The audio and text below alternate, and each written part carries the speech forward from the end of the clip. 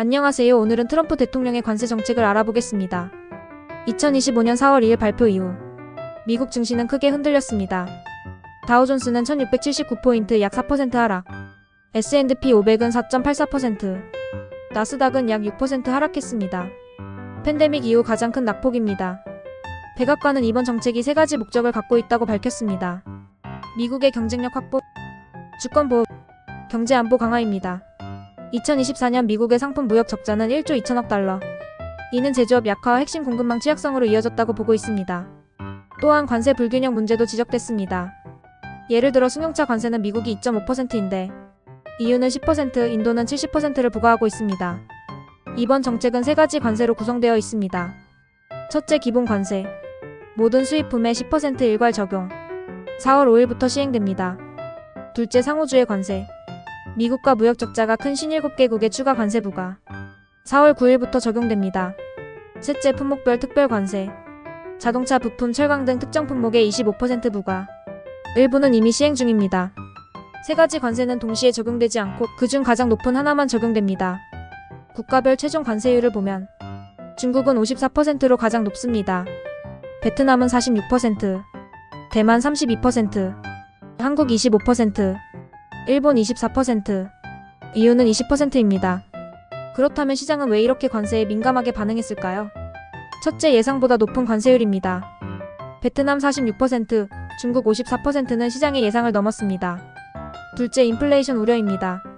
피터슨 연구소는 물가가 9.5% 오를 수 있다고 분석했습니다. 셋째, 보복 관세 가능성입니다. 중국과 캐나다는 이미 대응했고 EU도 보복을 예고하고 있습니다.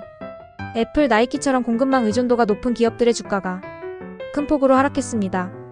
그럼 전문가들은 이 정책이 앞으로 어떤 영향을 줄 거라고 보고 있을까요? 피터슨 연구소는 미국 GDP가 1% 감소하고 물가는 9.5% 상승할 것으로 전망했습니다. 옥스퍼드 이코노믹스는 GDP 성장률이 1.4%로 둔화되고 핵심 인플레이션은 3.9%까지 오를 거라고 예상했습니다. 도이체방크는 경기 침체 위험이 크게 높아졌다고 보고 있고 UBS와 무디스는 미국의 경기 침체 가능성을 각각 30%, 15%로 추정했습니다. 관세의 영향은 업종별로 다릅니다.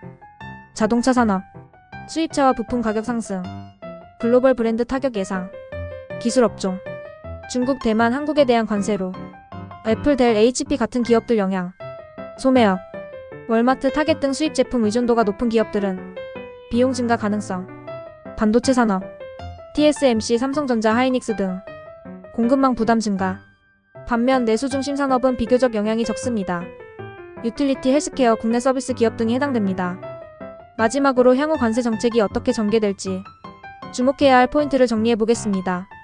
앞으로 주의 깊게 봐야 할 4가지가 있습니다. 첫째, 보복 관세. 중국과 캐나다 외에 EU도 대응할 가능성.